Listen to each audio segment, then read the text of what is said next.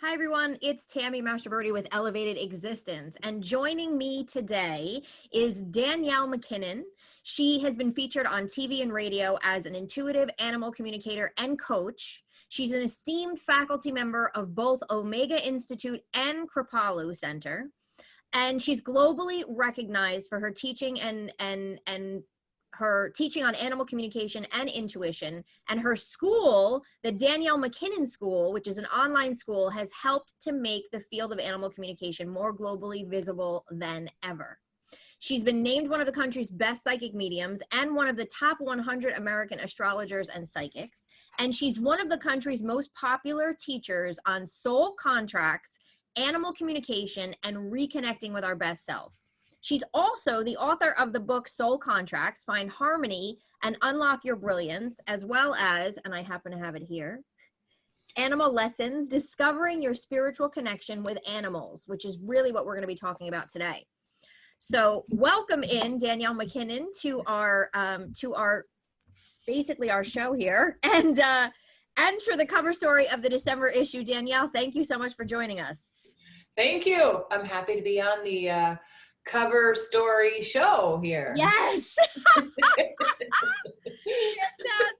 Oh my gosh. Okay, so I want to jump in because your work started as an animal communicator, in the sense that people would come to you and want to know about behavioral things. So like, why is my dog peeing on the bed? Why is my cat not using the litter box? What's happening with whatever?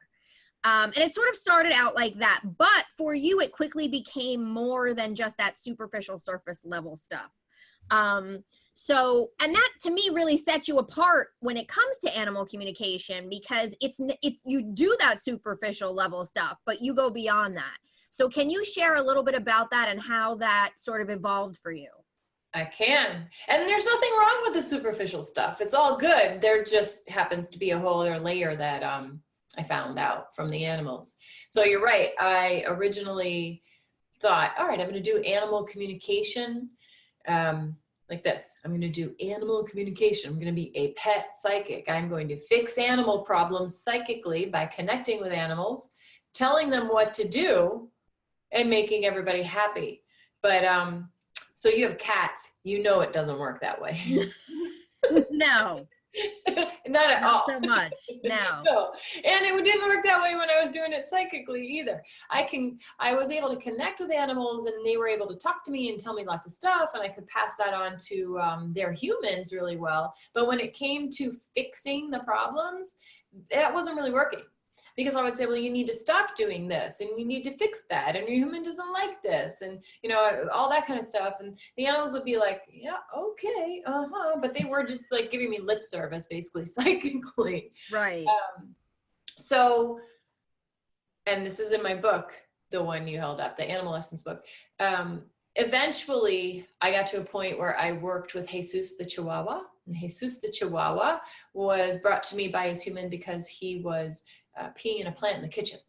Now, here's the thing. I never saw Jesus or the woman because we did this on the phone, but I kind of laugh at the idea of how teeny was that plant for a Chihuahua, Right? Right, to be peeing in it. But whatever, it was still a thing. So she wanted me to fix that. And I was like, oh yeah, I will fix that problem. I can fix problems with animals, because I still thought that was what animal communication was. So I'm talking to Jesus, and Jesus is saying, I'm asking Jesus, hey, you're peeing in the plant. Why are you peeing in the plant? Jesus is going, no, what did I say? I said, Jesus, you're peeing in the plant. You're not supposed to pee in the plant. Do you not know where out is? And Jesus was like, yeah, I know where out is. Are you tired? No, I'm not tired, Danielle. Like, he kind of, like, if you can imagine a Chihuahua rolling his eyes at you psychically, this Right. is Jesus, right? Do you have a bladder infection? I went through like 20 questions of me trying to figure out what is his problem and why is he peeing in the plant? And then I had this bright idea where I decided, I guess I'll just ask him what the reason is. Right. Because I don't have all the answers, which I now know, but I didn't seem to know then. So I asked Jesus, why are you peeing in the plant? I don't get it. And this was kind of like, you know how we all have a few life-changing moments? This was one of my life-changing moments. So he said to me, I'm peeing in the plant because my human is in an abusive relationship. And when the abuse is happening in the kitchen, which is where it usually happens, I pee in the plant to try to remind her, this is one of those times when we have to take care of ourselves. We have to do what we need to do. And so he was using the peeing in the plant as his message to her. However, she wasn't getting it. And she was like, he's peeing in the plant and it's making the abuse worse. You know, it just was exacerbating everything. For me, I went, oh, okay, wait a minute. There's something to this.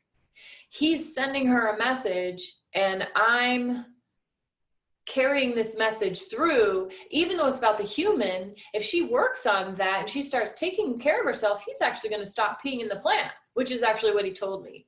So that is how I kind of came around to this other level of animal communication, which I call soul level animal communication, because that's how I realize the animals are always working with us to help us. It's, for an animal, not just about the animal, it's about us just as much. Yes. That whole thing makes sense? Yes, 100%.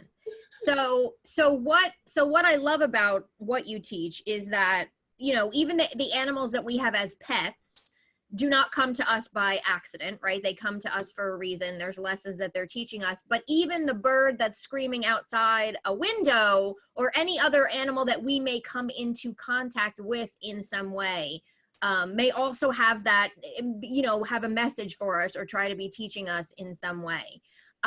So what is it that whether it's our pet or whatever message, whatever animal is trying to send us a message, what are some of the things they are really trying to teach us while they're here? What are some of the lessons? Such a good question. Okay, so think of it this way. Animals have mastered unconditional love, right? Animals can be rehabbed. You know, in the natural world, when animals are allowed to be in their natural habitat, you don't like meet a family of raccoons where the brother raccoon is sitting around feeling bad about himself, you know, like he's not a good raccoon. So I love how I make you laugh and then you try to not laugh.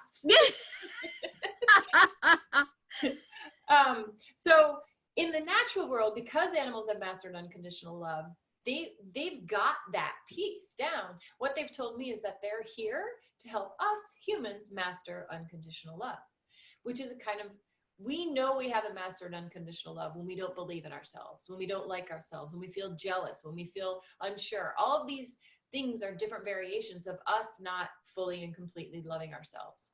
So animals are here to help us that. And I find that there are 4 different ways that they help us.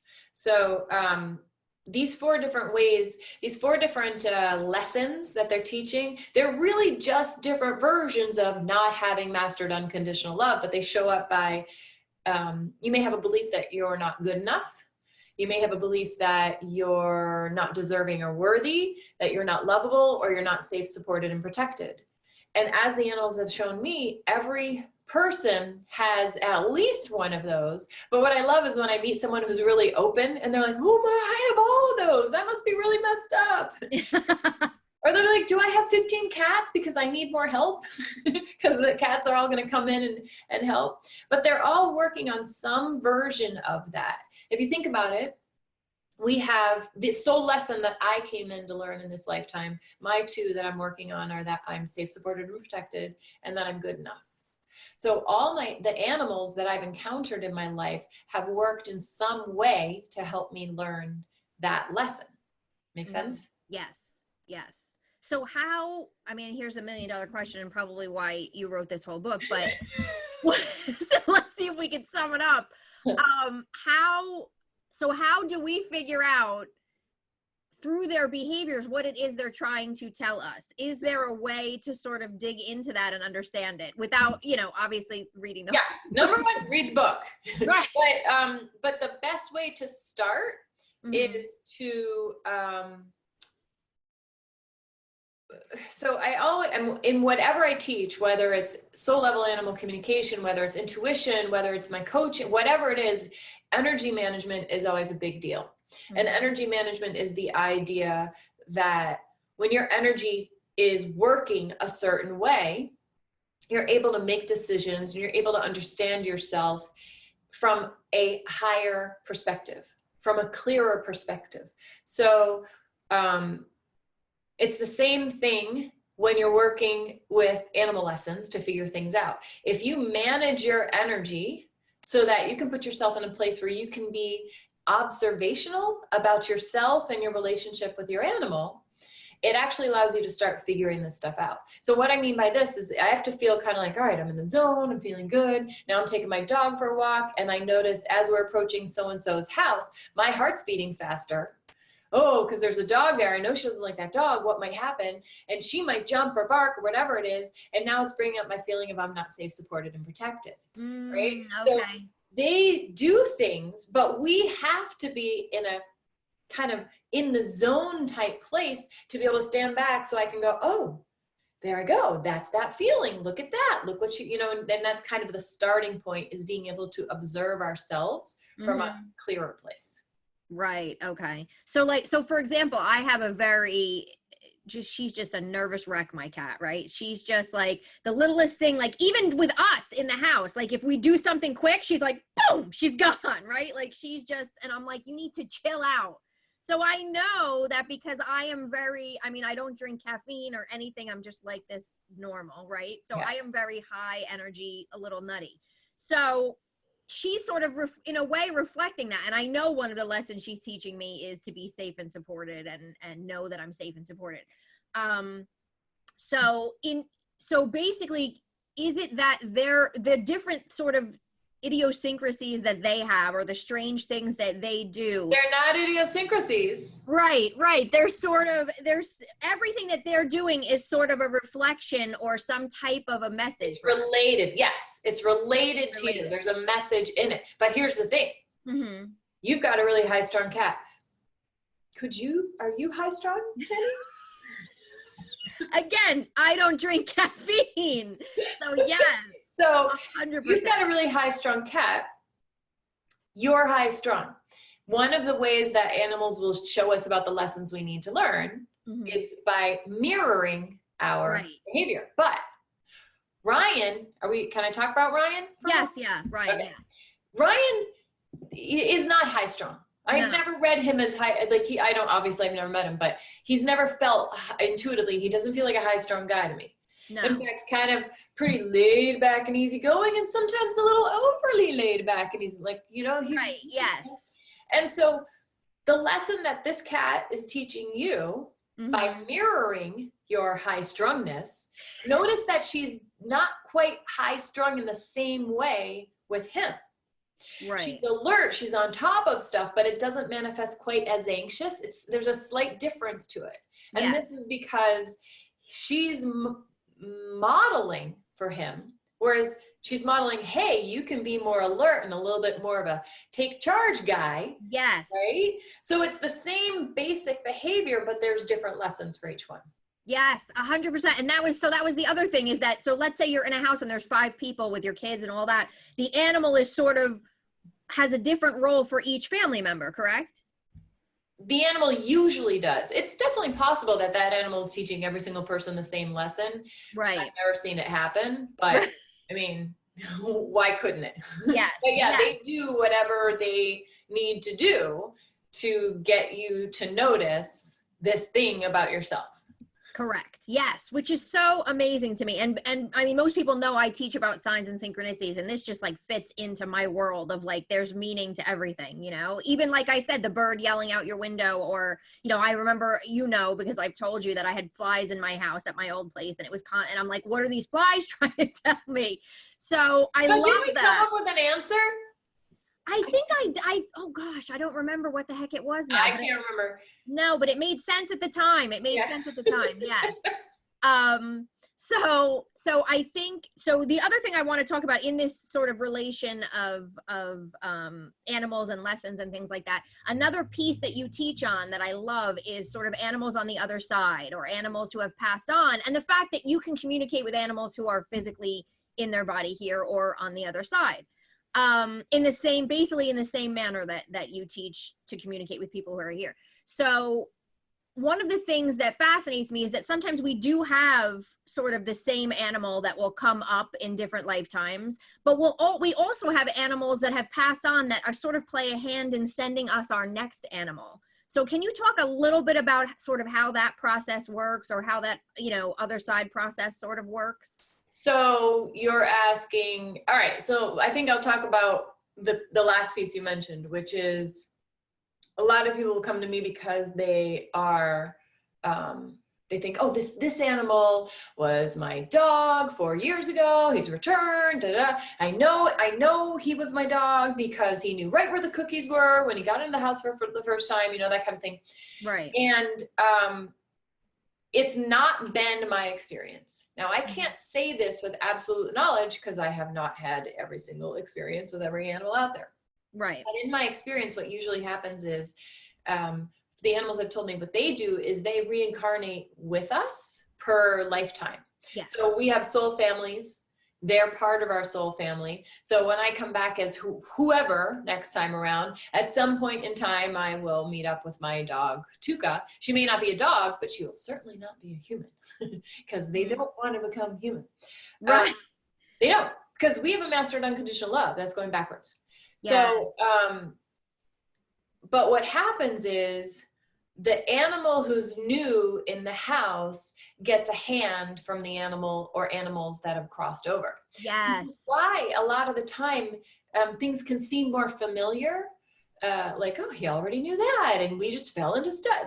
And it's because they're basically getting training from the animals that have already crossed over. They're kind of going, the animal that's crossed over is going, okay, Bella, here's the deal. She's working on learning to love herself. So this is how I did it. Just want to fill you. You know what I mean? There's like this whole agreement thing going on. So that new animal knows exactly how to pick up where the other one left off. Yes. Yes. And I love that. I love that whole piece. And you go into so much about how, the animals choose the way that they die and who's around. And oh my gosh, there's so much stuff that you've learned from the animals on the other side. That's amazing. Yeah, and that's the hard part about this stuff, right? I can speak authoritatively with what I've been told from the animals that I've connected to, but that's all I know. Right, of course. Yeah. There's so much more, I'm sure, that I don't know, and it's always exciting when I learn a new piece, but that's what I know now. Right, yes. So I want to get into, I know that you actually obviously teach what you do. You teach animal communication through your school. But what you also teach is you teach that superficial level, but you also I call it the 3D level. Okay, I like that. It sounds I like so that. negative calling it the superficial. Yeah. No, 3D is better. Okay, so yes, I like that. So you teach that 3D level, that behavioral level, that what's your favorite toy level. But you also teach that soul level. You teach people to communicate with those animals and find out, what is that animal teaching me? What is that animal teaching so-and-so, what have you? So is this something that anybody can learn? Because I think sometimes when people think animal communication, they think, I have to already be intuitive, or I have to already be a psychic, or I have to already have this level of ability before I can actually dive in and understand animal communication. So how does that work, and can anyone learn it? So we're born able to communicate like this. It's just part of who we are, and our culture basically says, hey, no, you're weird. No. And I mean, that's what happened to me growing up, is I was told, back off with the sensitivity, Danielle. You are too sensitive. You don't know what you think you know. It was just, and it wasn't blatantly said to me, but the message of everywhere was, you need to not be like this. So I didn't know that I was. I just knew I felt different, and I was weird, and I was, more sensitive than other people. But everybody is born that way. So when I work with people, when I work with someone to open them up and to help them realize their intuitive abilities with animals, or plain psychic as well, all they're really doing is noticing what they're already doing. So for example, you get people who are really claircognizant, meaning if they connect in with their guides, they're going to get a download of information that's helpful. If they connect in with a dog, they're going to get a download of information suddenly, oh, this dog, this whole little story, which is kind of cool, because the claircognizance it's really a full amount of information. It's just this whole big download that comes in. But because it's a download that comes in, a lot of people, because we're not taught to think, was that intuitive? Or did that animal just say that to me? They just think they're really smart. Right? Oh, I had a great idea there. Yes. Right? But what it is it's the intuitive information that's coming in either from the animal or the guides or spirit or whoever it is. So all I have to do is help them manage their energy to be in that space, to observe themselves, to notice, hey, wait a minute, that idea came from nowhere. Or right. I saw a picture of blah, blah. You know what I mean? Like what happens is we convince ourselves that it's us. Yes. So much of it is just helping people realize it's not us, it's the intuition. Yes. And I think that it was helpful for me in the beginning to realize, like, just with intuition or anything, to realize that, like, these communications are happening all the time, right? Especially with animals. Like, we're communicating with them and we're actually picking stuff up from them all the time. We're just not doing it consciously, right? Yeah. So that, I think, sort of helped me realize, like, you're already doing this, so now let's just get conscious about it, right? Yeah. So the channel for animal communication, is that different than any other intuitive channel, or is it all part of the same? Oh, it's such a good question. Okay, so here's the thing. People come to me because they want to, I think in the beginning, most people come to me because they want to feel happier. But then they're like, oh, animal communication, I'd like to learn that. Or they say, I want to open my intuition. If someone comes to me and they say, I want to open my intuition or want to feel happier, I actually usually direct them toward animal communication. Because to do animal communication well, it requires you to kind of understand your stuff and move through your stuff. At the same time, you've got this animal who's tapping into you and figuring out, oh, well, what does Tammy need? Oh, Tammy, she's really good visually. So I'm going to send her some pictures to build up her confidence. And then I'll give her a word as well. So they're really like evaluating what's going to work the best to give the intuitive information to Tammy so that Tammy can feel comfortable and make this work. It's like, I always call animals are like the power pill in Pac-Man. You know, you can kind of just go along and do your thing with regular intuition. But if you start with animals, they're like, hey, it's time. And they figure it all out. And then you go and do regular intuition and it's like the easiest thing ever. Right. Yes, that makes sense. That's true. Because I think sometimes people think, well, I could probably do the regular intuition, but I don't think I could communicate with an animal. You know what I mean? But I find that, and maybe it's who I'm attracting, right? I'm attracting these people, but it tends to work so much better to start with the animals and then move into the regular. Yes. No, that makes sense, actually. So I know in your school you have sort of these different levels of classes, right? So you have that entry level of animal communication, then it goes up to people being certified and opening up their own business, which I know a lot of people sort of start off like, I just want to learn this about my pet. And then all of a sudden they're like, this is awesome. I want to do this. Right? Yeah, that keeps happening. And I had to accommodate it. Because when I started, I was just like, oh, I want to teach animal communication, online webinars in a school. That was cool. But people were like, I want more. I want to do a business. I want to be professional. And so I had to build it all the way up. Right. Yes. But I know that a lot of it, you mentioned a couple times here already about energy management. And that a lot of it starts with that energy management piece and getting into that state, whether it's animal communication, communicating with a guide, what have you. Talking to your husband. Right. So what exactly is energy management? Can you explain that? Yeah. So energy management is based on the idea that our energy has a certain way that it wants to work with us to produce the best experience. If my energy is calm and organized and doing what it needs to do, I will be super psychic. I will be happier. I will easily make decisions. I will trust myself more. Like everything clicks into place. I won't be frantic about what am I doing with this product and all that goes away because I am in the zone. When I am not in the zone, I can't trust myself. I can't, none of that works the same way. So energy management is basically using very short tools like let's have this tool that works, that takes 20 seconds to do, or this one takes maybe 30 seconds to do, that you do on the fly. You're driving in the car, you're mad at the car, the guy in the car going by, all right, I gotta do a little energy management, right? So that you're not driving mad and your energy's not flying all over the place.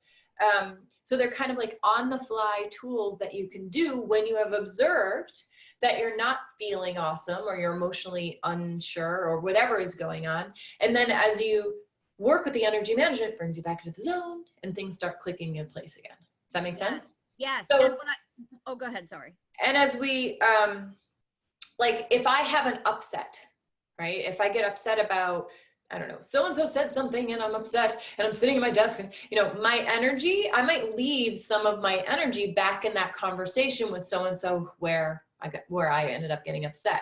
So, or if I was very, very scared, my energy might get scattered. So energy management is the idea where you're bringing your energy back to center. You're not grounding into the earth. You're not it's all within you, but you're working with the energy to have it do exactly what it was created to do. Right. Yes. And what I love about it though, I think, because when people hear energy management, sometimes they might be like, oh God, she's going to talk about, you know, a meditation practice or meditating for 20 minutes and all this other stuff. So what I love about it is that what you teach are these quick, easy sort of, it's like a visualization / meditation / whatever. And yeah. And I don't even think meditation doesn't quite really fit, because people think that's a very still thing. And when you're doing energy management, my version of energy management, it's not still. Yes. It's active. You are doing things in your head with your energy. You are visualizing, you are imagining, you are creating. And so I haven't found a better word than energy management. Yes. It's not, but that's not sexy at all. I'm gonna do my energy management. It's not cool. Right. But that to me is like the first step in any of what we're talking about here. Yes. Whether we're talking about intuition, animal communication, just getting through happy. Yes, I was gonna say, just like getting through your day, right? Yes. Is like, can you manage your energy? So is there something you can share here, like a quick and easy thing that people can try just watching this so that they understand sort of what we're talking about? Yeah, I'm gonna share the simplest, easy one, which is you're gonna be like, are you serious? That's what it is, but there's a trick. So I call it belly breathing. I don't know, whatever, it's my own version. Mm-hmm. But you put your hand on your belly and you close your eyes. Mm-hmm. And you're gonna inhale through your nose. And when you inhale through your nose, you're gonna expand your belly. So you're filling your belly like it's a balloon. Mm-hmm. And then when you exhale, you're gonna exhale through your mouth and unfill the balloon, empty the balloon. And then you do it 3 or 4 times with your eyes closed, really imagining the balloon is filling and emptying. And it's the concentration on the breath that allows for the space. Mm-hmm. In my head, they look like sparkles, right? So allows for the sparkles of your energy to go, oh, there's space. I can go back to where I need to be, right? So it brings you back into this place. But the trick is this. You have to do it and then check afterwards how you feel. Meaning you do your 3 or 4 breaths and then you go, all right, did it work? Do I feel calmer? Do I feel like I'm in the zone? Do I feel more organized? Do I feel better? If you feel better, awesome. But there's times when we're distracted. There's times when maybe I half-assed it a little bit or, a text came by or something happened, or maybe I was just so upset that it wasn't enough. And then you need to do it again. A lot of people don't check afterwards. And then they walk around going, well, this kind of stuff doesn't work for me. But it's because they didn't make sure that it did work. Does that make sense? Yes, absolutely. So if we were talking about like a tip to leave somebody with for sort of connecting with their own animal, right? Moving forward. Yeah. Would energy management be the first step? Yes. Okay, yeah, because I was gonna say, I would, sort of how. So if their animal is doing something and they're trying to figure it out, if they can do that belly breathing or some type of a technique that I know you teach a variety of, to get themselves sort of back into that zone, is that when they're more open to get something from the animal? It's backwards. Okay. So what I would say is first do the energy management. So Right. first get yourself in a zone feeling good, because then you're in that space where you can observe. Well, do your energy management, then test. Mm-hmm. Then you're feeling good, hang with your animal. And that's Okay. when you notice the feelings, the emotions, the thoughts that come up. Right. But you can notice them because you were energy managed and now you're not. Right, right. I mean, especially if it's a behavior thing and your animal is doing something and you're getting yourself nuts over it, right? You're never going to get the solution in that state. Well, but you're going to notice that you're not in the same state anymore. Yes. Right? So it's not about, I need to be with this animal. Now I'm experiencing this emotion and now I need to manage my energy to figure it out. It's, I'm in an energy managed state. Oh, now I'm getting pissy. Oh, now I'm getting pissy. Look what he's doing. And I notice I'm getting pissy because I was in an energy managed state. It's more like that because they bring it up for us. And then, yeah, you can do more energy management, get yourself out of it. Right, right. Oh my gosh. Fantastic. So before we close, how can people find out more information about you? And then what do you have sort of coming up? So this is for the December 2018 issue of the magazine. What do you have sort of coming up where people can find out more information? Because I know you have a membership program that's more than just animal communication and so many things. Website, DanielleMacKinnon.com. I have coming up in January. So I have a pre-recorded video beginner class, but it's been 2 years now. It's time for me to re-record the video. So I'm actually re-recording the whole class at practically the same price as the video class over a period of 6 weeks. So people actually get to ask questions and they're live on the webinars. And it's basically a class where I end up really getting people by the second week of class, they will actually be communicating in class with animals psychically. Oh my gosh. I know, on the webinar. That's so cool. And so, and do you, I would imagine you recommend people communicating like through your classes, they're not going to communicate with their own animal right away. They're going to communicate with a different animal.